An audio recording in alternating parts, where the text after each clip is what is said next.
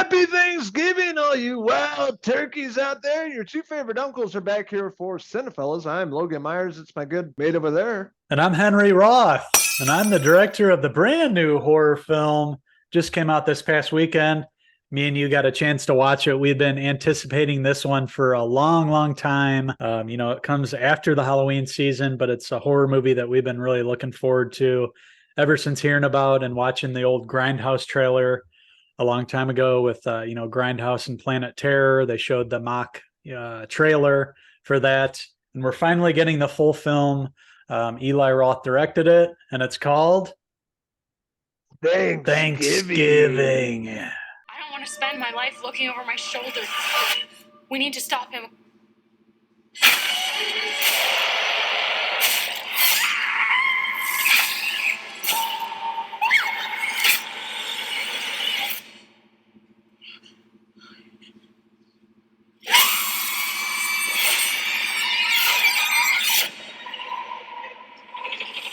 How about that turkey this holiday season? What better movie could we have asked for during Thanksgiving? There's not many Thanksgiving holiday movies out there, especially slasher movies. So this is exactly what we needed in 2023.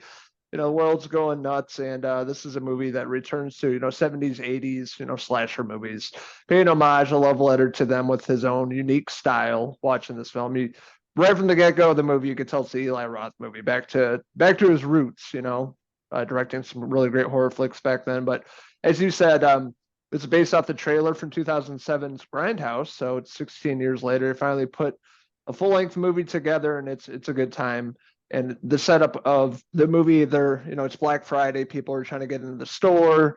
It's all chaotic. Everybody's like zombies waiting to get in. They open the doors, and things get really crazy very fast. I love the beginning scene. It's going to go down in history as one of the all-time great horror openings. It just really captures that, waiting in line. And, we've all seen the videos of people fighting in stores, getting trampled, trying to get the next best TV or electronics device, PlayStation, whatever. But Eli Roth really captured something special here. He gets it from the viewpoint of the security guards out front, trying to calm everybody down. Like it's almost midnight. You can see everybody's on edge and everybody's ready to burst in there.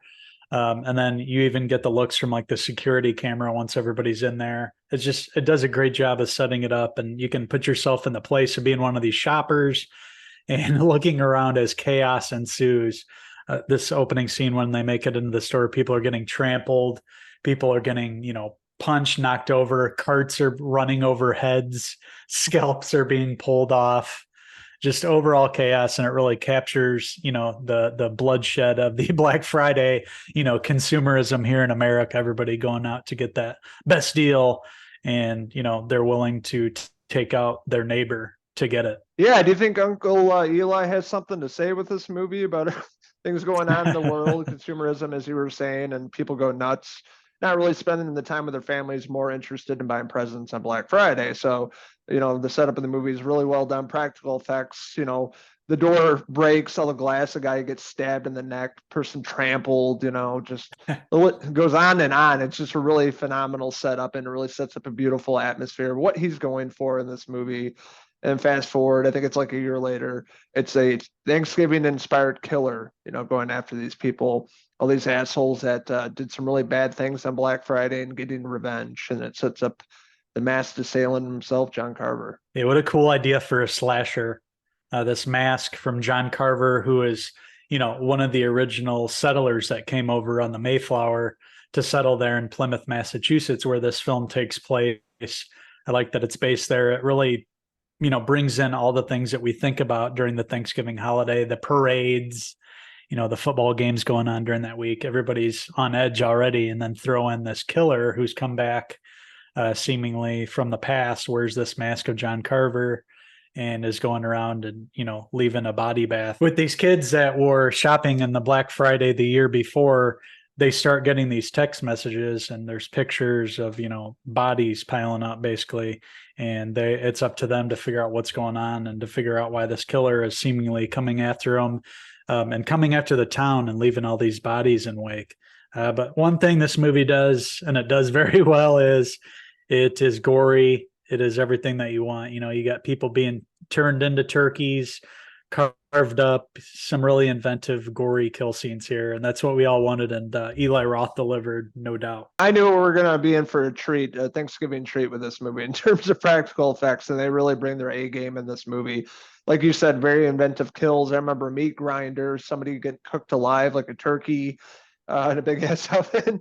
I mean, I don't want to spoil too much, but there's just a lot of memorable and really well done, death scenes in this movie. And you're trying to figure out who the killer is, who's behind all of this. It has to do with, the previous Black Friday and taking revenge. And, one by one, you get to learn about these characters and eventually their ultimate demise. But it really sets up some, pretty interesting characters. The main hunk in this movie, Sheriff Eric Newland, played by Patrick Dempsey himself, McDreamy. Yeah. McDreamy is the local, sheriff in town and trying to help figure out who this killer is one by one. And you can kind of figure out, what his character's about. Yeah. And a lot of likable younger characters. In addition to Patrick Dempsey, we also see Gina Gershon there. She's another, actress that's been in the game for a long time, much like Patrick Dempsey has. So they lend credibility to this, but a lot of young actors here getting their chance to shine. A lot of actors that I hadn't really heard of before or seen before, but they really did a good job in this movie, portraying the kids. You even had a comedian in there that I noticed that I follow, Tim Dillon. He played the security guard, the heavier one that ends up coming back later on in the film. But he's super funny, and his character had me laughing throughout the film that he went in the parts that he was in. But yeah, just a really fun film. This is everything that I wanted. Like he nailed the tone perfectly. Like it has its funny parts, but he also definitely pays homage to the slasher films of the 80s. This is really a love letter to that from Eli Roth. You can see influences, from Carpenter, obviously. You can go back to the Friday the 13th films, all the slasher ones, all the great ones.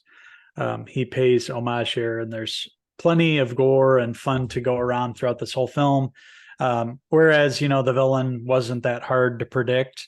It's still, it's still not clear until the end of the film who it is, and it keeps you guessing. And it never feels like it's, just some cheap slasher movie. It felt like a fun time. He took it serious, and I had a blast watching Thanksgiving. This is a instant classic for me. Oh, same here. I've been talking about this movie every day since I watched it when it was released last week. Been telling all the people at work about it, fans of horror, fans of, movies in general. I'm like, check this out during Thanksgiving after, eating food, hang out with your family, check it out. It's worth a watch. And this is a movie I'm definitely going to be rewatching each Thanksgiving every year. I needed a new, Thanksgiving classic outside of Planes, Trains, and Automobiles. I wanted a slasher movie. Eli Roth knocks it out of the park. I wanted to see him make more movies like this.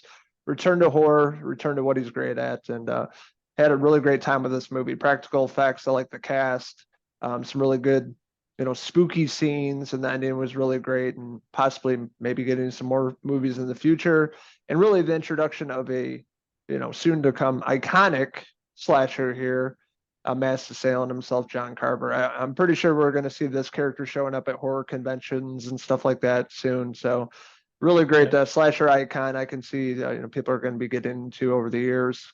Cult classic, cult following, I'm sure eventually. So really great movie. Had a blast with this. I can't wait to watch it again. So that being said, I'm going to give Eli Roth Thanksgiving, playing in theaters right now.